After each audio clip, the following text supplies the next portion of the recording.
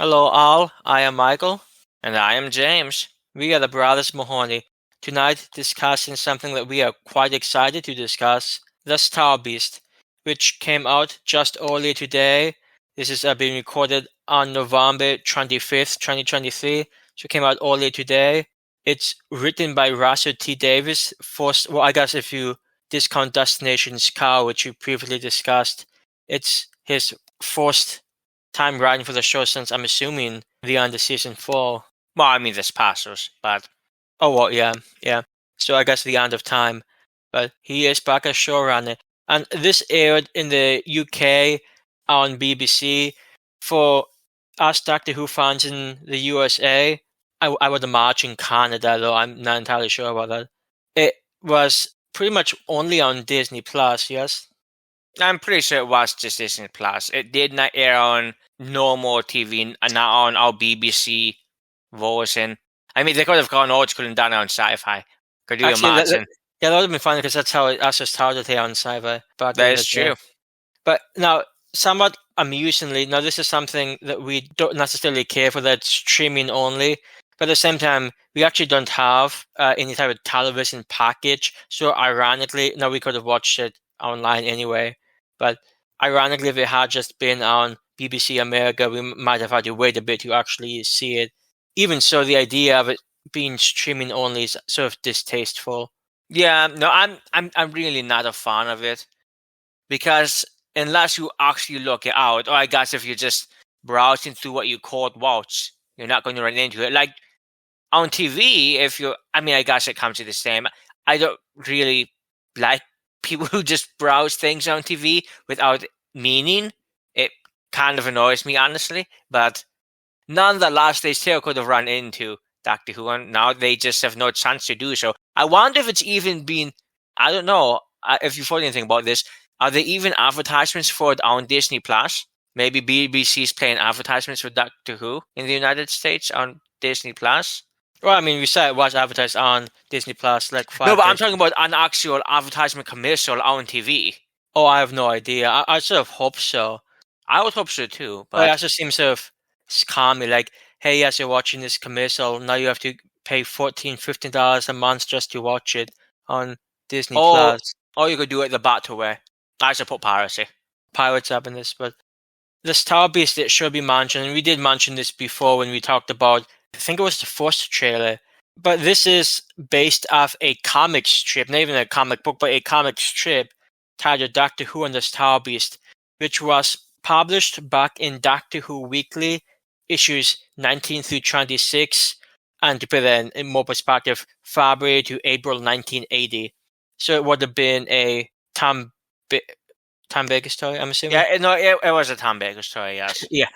I was trying to put my doctors in perspective, like would Davison have been there? Yeah, but no, he was He was the 82 through 84. yes, Tars Fallen Stockbridge. I remember it now. Yeah, it was initially a Tom Baker story, but it sort of rehabilitated to fit this era. And naturally, this is again discounting Destination Scar. This is the first true appearance of the 14th Doctor. Well, also discounting Liberation of the Daleks, which of Well, course yeah, was but a comic strip. I meant insofar as like TV is concerned. Okay. First appearance of the 14th Doctor being played by David Tennant, who some of us might know as playing the 10th Doctor. And they And even brought back Rose. oh boy, the Doctor was excited for a bit too. Yeah, He, he could have expressed disappointment, but I do like how exasperated he was by that point. He was trying to disengage, and all of these people were around him who he really didn't want to get involved with, but he had very little choice. yeah, but I guess before getting to the specifics, here's a brief outline of the plot. A spaceship crash lands in London, which leads to a furry alien creature called Beep the Meep, hiding in the shard of former companion Donna Noble in an attempt to escape alien assassins called the Wrath Warriors. Meanwhile, the newly regenerated Doctor lands in London and, naturally, gets involved.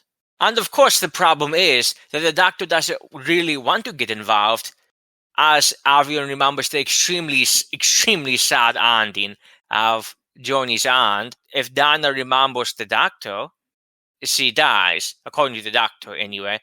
And yes, there's the whole thing in the end of time where she remembers things for a bit and then blows up the masters around her. But I guess we do see her at the end of that. But it's just a normal scene with her and Wilf and Sylvia. We don't actually see her meet the Doctor again, I don't think. But yeah, it's Donna's first time appearing since the end of time, and it's been, what was the end of time, 2012?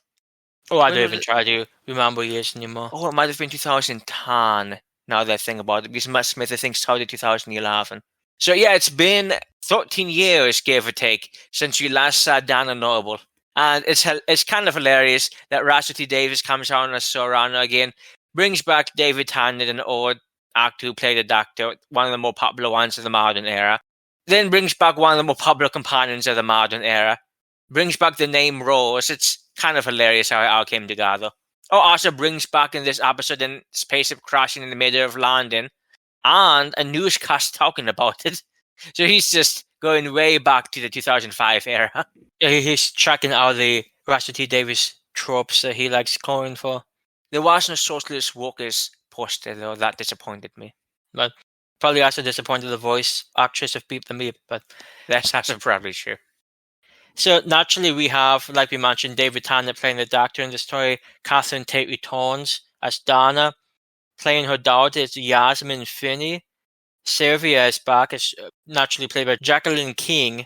I'm assuming Shaun, who is Donna's husband, I'm assuming he's played by the same guy. He is. Played by Karl Collins. And he gets some good character here too, at least far more character than he ever got in his brief appearances earlier. Yeah, he didn't seem to do much, but he had at least one really good scene with David Tennant in the taxi. Well, yeah, and to be fair, this is only, 47, 48 minutes. It's not like it's... It's just 59. God, it didn't seem that long. I guess you can take out some of the credits. It's probably more like 55. Yeah, I guess it just didn't seem that long to me. It just seemed more like a quote-unquote normal episode as opposed to like a 60th anniversary celebration, but... Well, I'm counting all of these passages as a combined 60th anniversary celebration. That's why I'm not as concerned about this one. Speaking of which, feeling special. Yeah, speaking of which, do you know if it's a combined story number or not? I don't think we know that yet, no. That'll be interesting. I would assume it's not going to be. But they combine Flux, so who knows? Yeah. And a few other characters of mild import. We have a new character introduced, played by Ruth Madeley, named Sherley Bingham, who is a unit scientific advisor. We don't really get too much in the way of actual character from her, but we'll discuss her a bit later on. And perhaps most importantly and most, what am I looking for, most hyped, everybody was excited for this character. The avocadly Beep the Meep. Beep the Meep, of course, was voiced by I think she's kind of old at this point, at least in her 80s, but the actress Miriam Margolyes, who some people might know, among other roles. I'm not trying to credit her with just one small role, and I'm sure she's had a lifetime of them. But she played Professor Pomona Sprout in the Harry Potter films, who I think first appeared in movie number 2, which is ironic enough also the first book, which she really kind of mattered. But she never did much really beyond her first scene, but she was around. And she is recognizable, even if not that they'll recognize her in this, since it's just her voice, and she doesn't quite look like Beep the Meep.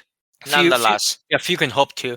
But Beep the Meep, if you've seen the trailer or just a scene, I think 2-ish days previous to this being released, they just released the BBC released a quick 2-minute scene with Rose and Beep the Meep and Donna coming in at the end, and you can just see how cute Beep the Meep is in his unadulterated form. And of course, he doesn't stay cute forever. Near the end, he looks more than a bit frightful, but... Yeah, which is something I think most people knew, primarily because I think the people who knew or who had read Doctor Who on the Star Beast and who knew about the story know who Beep the Meep is, and it's one of the things, you go to a YouTube video and you see all these comments, oh hey, I can't wait till these people see what Beep the Meep really is and stuff like that. So it's one of the things that is, I guess, quote unquote, supposed to be a surprise, but I have to imagine a lot of people who watch this, maybe not the more casual viewers who don't engage in online discussions or aren't really part of the Doctor Who fandom. But certainly anybody in the fandom knew. Yeah, anybody in the fandom who didn't specifically know how the story went knew how the story went before watching this, which is a bit disappointing. I don't think it takes anything away, but it's a bit disappointing. But it's still it's something like that's sort of hard to hide. It's like how theoretically it should be a surprise that Neil Patrick Harris is a celestial toy maker, but that's pretty much. I mean, it cuts out of the bag now. Yeah, which is fine, I guess. The thing is that they didn't change the ending of the story, which I would have wanted them to unless they came up with something crazy. At the very least, they didn't change the general outline of it. So this was always going to happen. If you base one story on another order work, that you're not going to be able to keep that a secret. At the end of the day, yes, it's disappointing that people got spoiled because I know there were some people who literally did get spoiled. And I mean, technically speaking, my brother and I were spoiled because we hadn't read this. Yeah, I hate to say, we may be well versed in some aspects of Doctor Who, but we have not read Doctor Who comic strips from the 80s. Sadly, this is true. One day we might start looking into them, and wouldn't that be a fun discussion the original as Tower Beast? But I always do like the Nightwalker. There's also those. Yeah, I don't know. Beep the Meep and how they're actually not as cute and cuddly as they seem, at least all the time, is one of those things that's almost cultural osmosis. The second they announced this Tower Beast, already there were people who were like, I know this Tower Beast, and they were already telling everybody all about it. So if you had somehow been able to miss it throughout, what's it been, at least 6 months, if not 8 months or longer, since knowing the name of this episode? I'm not sure, but yeah, if you had been lucky enough, that is some god tier. That's like Donna Noble level missing things. I do laugh when they made a reference to her missing things, and she actually missed another alien thing during this episode as well. It's great how, of course, Russell T Davies remembers that. Yeah, the whole opening. So we get Doctor Who. It's been regenerated for probably about an hour now. After the event of Liberation of the Daleks, like James mentioned, is a comic strip, and after the event of Destination Cow, it's probably been about an hour, 45 minutes since he regenerated. He lands in London here, and he's just sort of walking through the streets. I imagine there's a bunch of things going on himself, but he's just taking a sort of a leisurely stroll. See somebody struggling with a bunch of boxes and such. And because he's a nice individual, he goes to help. And the person he helps just happens to be Donna. To an amusing scene where he takes some boxes to make the load easy, sees who it is, and just puts the boxes back and tries to walk away. Which, of course, Donna does not appreciate. She calls him back saying, "Oi!" in exactly how you'd expect Donna to do. Yeah, Donna hasn't really changed much. I mean, well, I guess she's changed in deeper ways. She has a husband. She's been married to for some time. She has a daughter. And apparently it's been 15 years in her time. Doesn't seem right. I already saw on the Tower this week this like a Tower Beast dating controversy thing going around. Oh, I haven't seen that. That sounds fascinating. But I haven't read too much into it. But once we do read into it, we can give everyone the skinny. I mean, not in this episode, but we might talk about it on Twitter.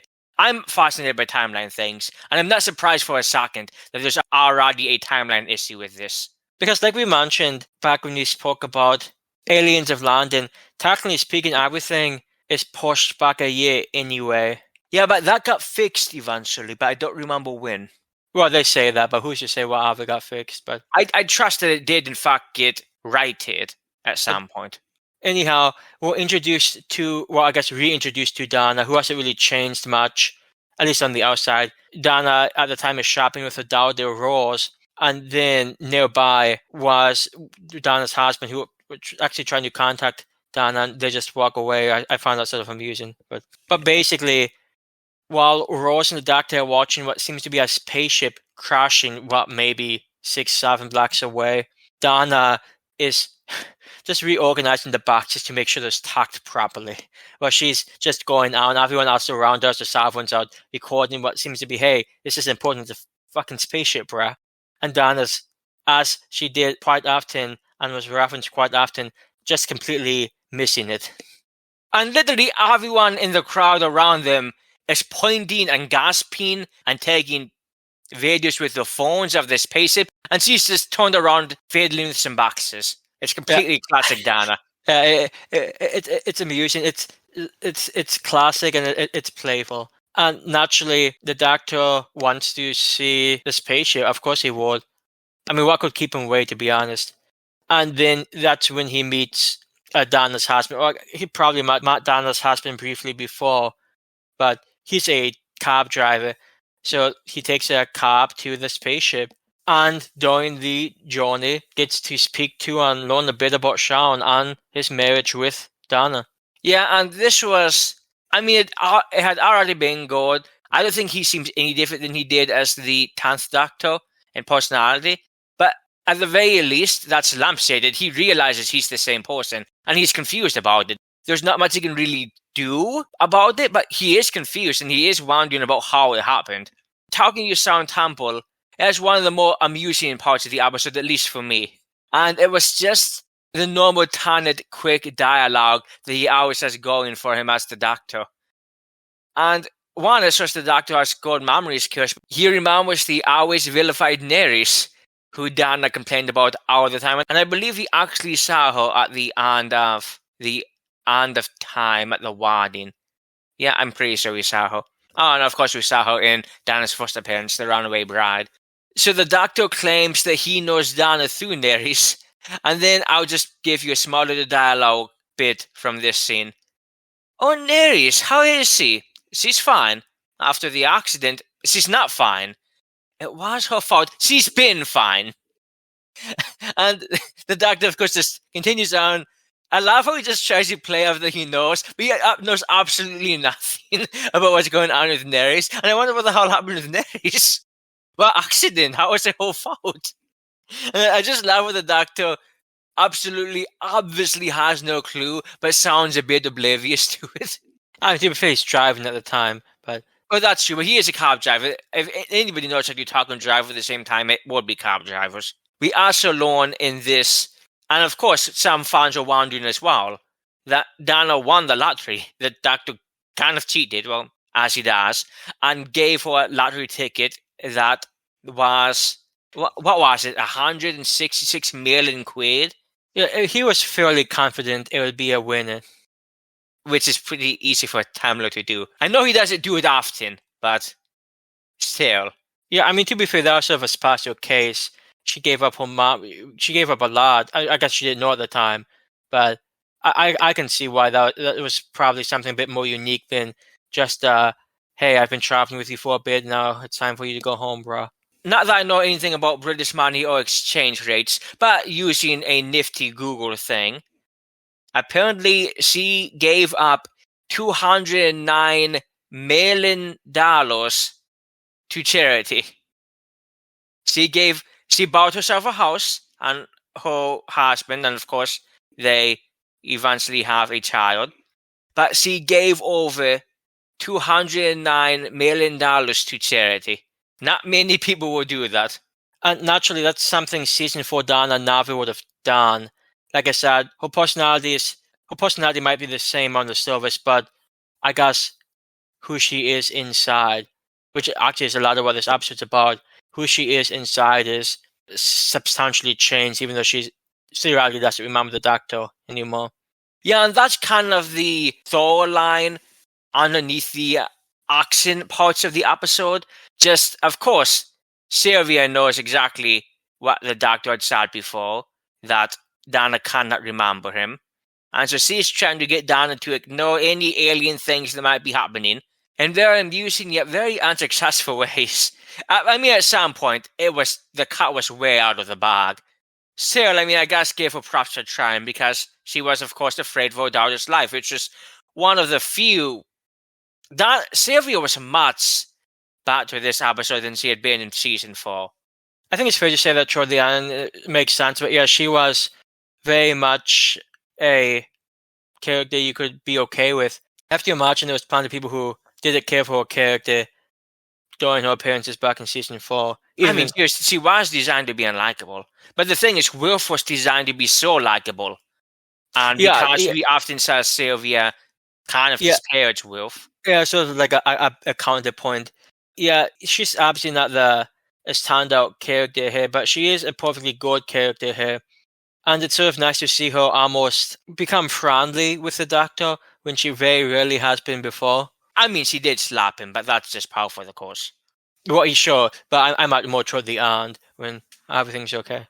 Well, aside from the end. But now, what the Doctor and Rose and everyone aside from Donna saw crash landing turns out to be Beep the Meep, which, as we mentioned before, is this cute, cuddly creature. Speaks too. Speaks beautifully. Yeah, I'm not going to replicate or try to replicate the way that Beep the Meep speaks, but you should watch this small little clip the BBC posted. It gives a pretty good example of how he speaks when he's pretended to be more cuddly than he is. And just as fate would have it, Beep sort of finds shelter in a shed behind Donna's house it seems to be primarily used by Rose in her like toy making. She makes like stuffed dolls and things of that sort, which is probably part of the whole gig economy. I mean, you do what you have to do, especially in capitalism. There you are. And Rose takes the appearance of the alien pretty well, all things considered. Yeah, I mean, it's impossible at this point to tell exactly how common knowledge of aliens is at this point, because it seems to get retconned every other season if the people of London or on the world know aliens exist or not. I mean, on some points, of course, that's understandable, because companions are kind of supposed to be point of view characters for the audience, and unless you're into the whole UFO stuff, we don't know aliens exist. And if you change the world that much, then certain things would also change, and the world we see in current day Doctor Who would not be the world we live in today. And yet they can't make those changes because they're not going to create a whole alternate Earth that knows and accepts alien existence. I mean, even as late as, what was it? Jodie Whittaker's first episode, Graham and Grace, was it? Well, being attacked by an alien during the train scene, and at least one of them, maybe it was even Yas, scoffed at the idea of aliens, which at that point seems absurd, and yet it happened. So I don't know where common culture is in the UK and the world at this point in terms of alien existence, but maybe that would explain why Rose was kind of... I mean, it all happened really fast, and the alien seemed extremely non-threatening. So maybe that was part of it, but maybe it's just common knowledge at this point, but it's really hard to follow that thorough line throughout the seasons. Yeah, I think it's also fair that part of it deals with the fact that Rose happens to be trans, and that was, as you can imagine, you see some comments about that online, some people claiming, oh, it's too woke, and comments of that nature. I do think some of the dialogue might have been a bit heavy-handed at times, but I also thought some of it was pretty solid. I actually appreciated, and there's a very David Tennant-like line when they're discussing Beep the Meep, and the Doctor says he, and Rose is like, oh, you're just assuming it's a he, and he's like, oh, it's a good point, and takes the time to actually ask Beep, and he is just Beep the Meep. But I mean, even that was still a bit clunky, but the heart was in the right spot, and the conversation I really liked was the conversation between Sylvia and Donna, because some boys harassed Rose while she was walking home with her mother, and Rose was, of course, a bit upset about that, so she goes out back. And not just harassing, but also intentionally dad naming, which is pretty dickish behavior. Yeah, we're not part of that anti-woke crowd, for the record. I know some people who did dislike the Chibnall era war, but that is not representative of everybody who disliked the Chibnall era, for the record. And I know most people know that. Some people seem to not know that. But just so you know. And Donna and Sylvia just have this it's a conversation I'm sure that happens all the time with parents and grandparents who are accepting, but still sometimes confused about exactly how to talk to their grandchild or their child about issues that they themselves don't deal with personally, but of course that their children do. And again, it's Donna. She's very alive and very accepting. I have no idea how she was when it happened, but completely accepting of Rose how she is and how she wants to express herself. And not only that, but if anybody says anything to Rose, she will descend. Yeah, that was a great line. So yeah, some of the dialogue may have been a bit clunky at times, but I think what's important is, well, I guess for one, obviously the message is a good message, being accepting of others on more of like a general basis, just accept people for who they are. And I think it's fair to say that obviously the episode had a good heart. This felt very much sort of like a, I don't know, like a sort of fun, jaunty adventure. Not that there weren't action, not that there weren't characters in danger, but it felt like sort of like a typical sci-fi fun adventure. Things get wrapped up decently well at the end.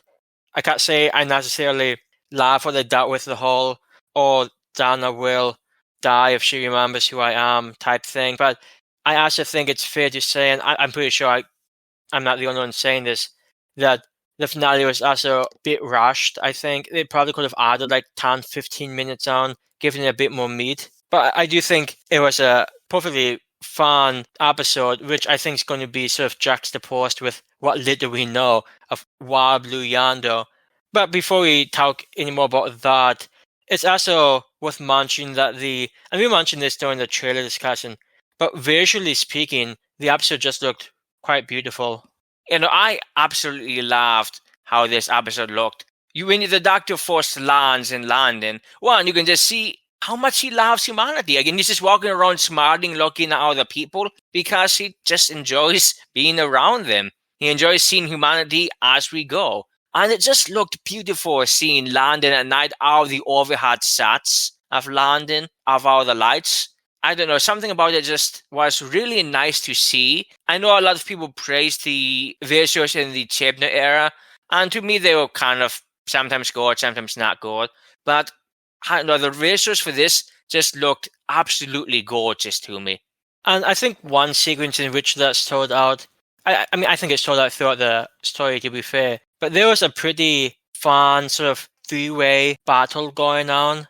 There was, and basically a ship had supposedly crashed into a steel mill unit very quickly, get on site, and arrest the journalist, which I did like to see, but its unit, I guess you can't expect that type of thing from them.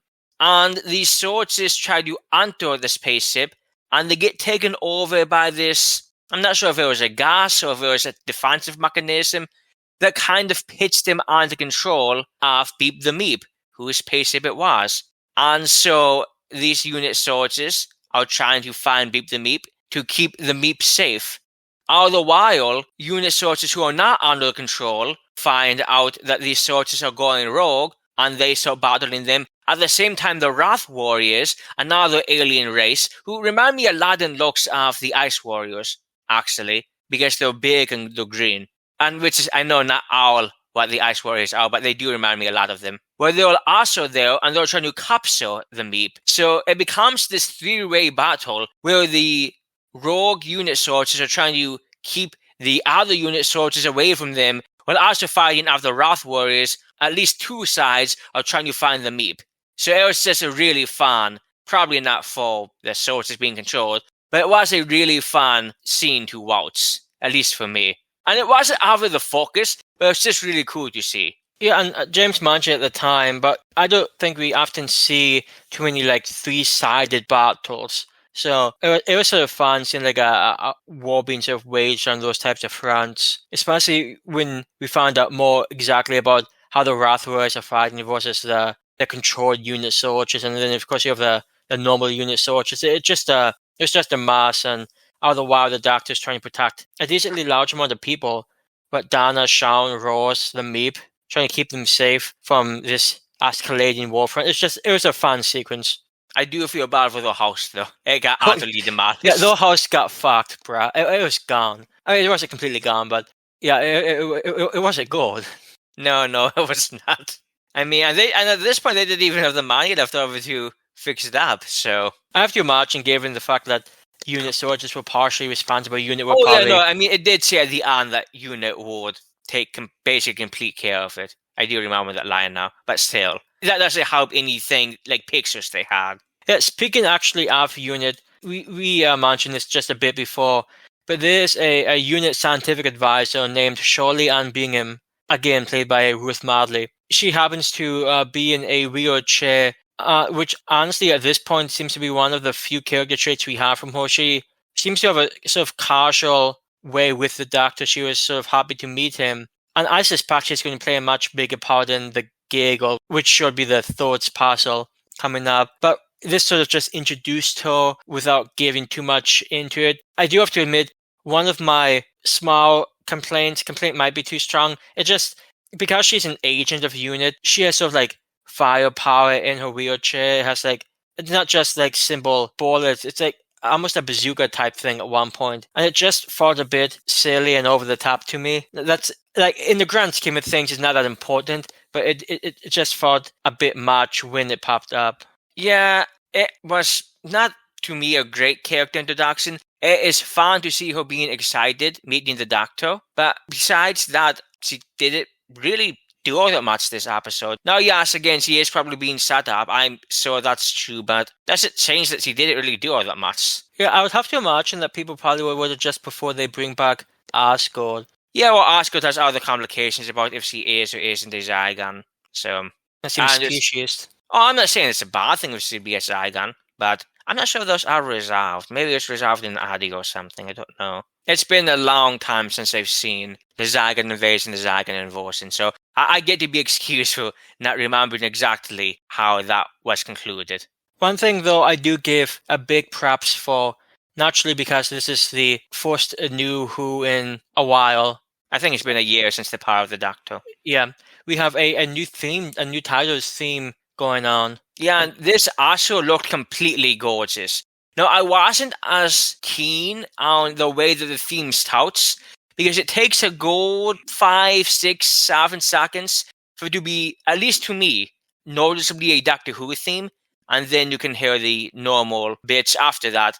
But visually, it looked amazing, the new theme. You should look it up. It's, I think BBC posted it on YouTube about 3 hours ago. You should look it up because it looks great. It really does. Yeah, and not only do we have a new theme going on, but we also have, as you can certainly expect, a new TARDIS design. And I think this TARDIS design, and we'll have a picture of it right here, but it looks, I think it's really beautiful. Yeah, certainly, it feels a lot different than previous TARDIS designs. Like even Capaldi's, which was certainly unique, did it feel this way. This feels very different from a lot of what we've seen before, and I appreciate it. Yeah, no, I really like the TARDIS interior design for what we saw. We saw it at the very end of the episode when the Doctor invites Donna inside the TARDIS. It was one night and day compared to the Whittaker TARDIS, because Whittaker's TARDIS was very, to me, it was very claustrophobic, and I think they actually had problems filming in it because of how the crystal pillars kind of got in the way. They changed it a bit. Between series 11 and series 12, they actually had you change where the pillars were so they could film easier. And I think they actually added some other layers as well. And I don't know, this TARDIS is huge on the inside. I don't know, to me it looks beautiful. Like, it doesn't look like the lived-in TARDIS that we had Capaldi, where it has the chalkboards and whatnot. But I don't know, something about it, to me, looked special. I really hope they keep this design into Gatwa, at least one season of Gatwa, because it would be a shame to get rid of this after only 3 passes. Yeah, I would have to think that they wouldn't build or make this set and then just discard it 3 passes later. I mean, I would hope. I did like the Doctor's exuberance, though, when he saw it himself. He was just running around and exploring, and yeah, it's probably I have to imagine, like the biggest console room we've seen in recent memory. It certainly seems like it. I can't imagine a time we've seen a console room that's not as big. And it's all bright white. Like I said, there'll be a picture up so you can see it, but I think it's, even if you don't love it, it certainly stands out. I think it has a lot of potential. Yeah, I don't know how much of the TARDIS we'll get in this next episode, but then again, I don't know if any of us know anything about this next episode, so. And it makes sense because this was this parcel, but it's actually coming out in like a week. But BBC did release a trailer of Wild Blue Yonder. It's about 30 seconds, and it's like another 30 seconds of David Tennant asking us, hey, subscribe us. But the trailer doesn't really show anything that, like, I'm not saying that is negative. I mean, it's nice to have no idea what you're going for, what's going to be happening. But at the end of this, when we do have Donna getting the TARDIS with the Doctor, the idea is that they're going to take a quick trip to see Wilf, who's living in like an assisted living facility, apartment type thing. And unfortunately, that planned trip also after the Doctor doesn't really go as they were hoping for. But that is life with the Doctor, and I guess that's why I shouldn't have handed down the coffee. I'm not really convinced it was the coffee, though. Yeah, no, I don't think so either. But I do think it's funny, the timing though. The timing was kind of hilarious. I personally think, I know the coffee seems like it's the obvious aspect, and maybe it just is, and maybe I'm overthinking it. I wouldn't be a Doctor Who fan if I didn't overthink things. But we of course know that the Celestial Toymaker is, I guess, what you could call, I don't know if he would be a main antagonist of the Spassos, but we know he's coming back. So I wonder if that was kind of, if he took control of the TARDIS at that time, and the coffee was just kind of incidental. But maybe not. Maybe, again, I'm just overthinking it. But I like to think I'm right. And naturally, because of that, we do not actually, and it sort of surprised me, we don't actually see Wilf in this episode, but they do set up where his character is at the time, and naturally we know the actor Bernard Cribbins passed away back in July 2022 after filming, and I was sort of expecting him to pop up here, but I imagine he's probably going to pop up now in the giggle. That makes the most sense. And that's going to be a sad scene too. They do bring him up early in the episode, and it makes it almost seem like in universe he did die, but it's quickly fixed. No, he's not here because he's in an assisted living place. He's 94. And it's sort of a darkly amusing conversation, but it was nice. And from Tannant, a nice human moment too. Yeah, because Tannant says that he loves that man. And of course we saw the great scenes. You can dislike the End of Time how you want, and the End of Time certainly has problems, but the scenes between David Tennant and Wilf are amazing in the End of Time. I think they're really very heartfelt. No, it's going to be extremely sad, the scene whenever we do see Wilf, and I'm pretty sure they did film something. I'm pretty sure they would have told us in advance, do not expect it, if they hadn't. But it's going to be sad, but I do look forward to when that happens, because it'll be great to see him get a send-off, because I don't know any fan of Doctor Who does not like Wilf. Now, granted, I don't know every Doctor Who fan, of course, but I can't imagine not liking Wilf. He just seemed like such a great guy in the show. And the actor, of course, had a long history with Doctor Who that went back into the 60s. So it would be nice to see him one last time on the show. And I am happy that he had a chance to record something. Yeah, and like we said, we sort of suspect that's going to happen. At least I suspect it's going to be in the giggle. It just makes the most sense. I imagine, and I'm not going to speculate much about Why Blue Yonder because we don't really know. At least, to my knowledge, we don't know anything. I'm not up to date. For all I know, like 25 minutes ago, they released, oh, hey, this is a plot of Why Blue Yonder. But I certainly don't know what's going to be coming. I imagine it's going to be somewhat darker themed story. Not that this story was a dark at times, but like I said, it seems like a nice sci-fi ramp. Not too different from what you might see from earlier Doctor Who. Whereas it looks like, or at least it sort of feels like to me, Wobbly Yonder is going to be sort of a more claustrophobic, or sort of a darker story. Maybe not horror themed per se, but certainly the stakes seem to be a bit high, so I'm certainly curious to see where it's going. Yeah, and I suspect it also might be a bit psychological with the small bit we've seen from it. It seems at least psychological-ish, anyway. But that will be a discussion for next week, which I am excited for. I truly don't know what to expect from this episode. But as listeners to this show know, usually around this time we are going to discussing the Doctor's personal timeline, which is based on the TARDIS wiki. They have a personal timeline for each Doctor that I don't know how many people work on it, but it has a lot of things on it, from the, of course, classic stories to comic strips, like we mentioned previously, to the multitude of novels and the multitude of audio adventures. However, after some discussion, my brother and I decided that doesn't make too much sense to do a personal timeline section for the episodes that are currently new, because, of course, the next thing in the timeline is almost always going to be the next episode, which we haven't seen yet. So all it is a name with no context. And so it just makes sense to kind of save the personal timelines for older things of Doctor Who and not newly released episodes and whatnot that have literally just came out. So if you're disappointed, I apologize, but there's really not much we can do with that section for these new ones. At least not that I know of. But naturally, from all of our other material covering New Who seasons 1 through 13, covering Classic Who, covering Big Finish, and the miscellaneous things we hope to be touching on, all of those will have the timelines added in It just, obviously, it's just not particularly prudent for like ongoing Who. It just doesn't make a lot of sense, which we sort of thought when we did a timeline for Destinations Cowboy actually seemed to have some use there. Whereas I think a lot of the times, like James said, it's just going to be pretty obvious what's coming up next. Yeah, the only use it really had was Carol was for the Daleks' personal timeline, not for the Doctor's personal timeline. I think that's why it had a bit more use there. But yeah, as for the Star Beast, I enjoyed it. I think it was, God, I don't want to say it's the first time I've had fun in Doctor Who for a while, because there was some Jodie Whittaker episodes I don't want to say enjoyed, but I was at least entertained. Like, Praxis was a mess, but it was at least engaging, for instance, and Once Upon Time, which is often considered one of like the least gold parts of Flax. I actually thought it was one of the most interesting parts of Flax, but it is the first time I've been particularly excited to watch Doctor Who, and I think even though the episode's not perfect, there are some problems, I think it did a lot of things right, and I'm certainly engaged, and I'm certainly interested in seeing what's coming next. Yeah, no, this episode, I was reading some Reddit discussions about the episode afterwards, and I don't want to read too many of them, just because I don't want to accidentally crib an idea or a thought from somebody. But there was a comment that I thought was rather poignant, and it said that, and this isn't going to be an exact quote, but the general thought of it was that this episode, even though it was a Russell T Davies' best episode, and I don't think it was, I don't believe Margot thinks it was, that it had more life than almost any Jodie episode, because the characterization was more on point. No, not perfect. There were some ending parts, especially the way they dealt with the Meta Crisis Doctor, that was not the best, I don't think, and I've seen more than one complaint about it.